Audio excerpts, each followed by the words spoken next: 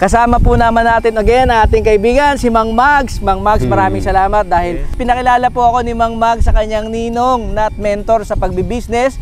Ang paggagawa lalo na ng asin na ito, yan po ang kanyang mentor ninong. Kaya thank you Mang Mags.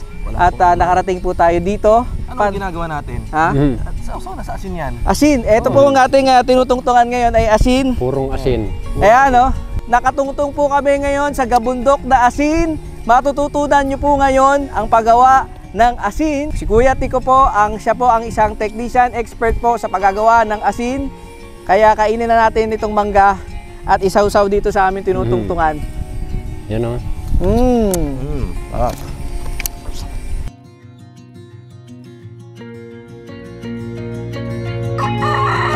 Panoorin ang full video sa ating YouTube channel, Agree sa Agri. Don't forget to follow, like, share, and subscribe.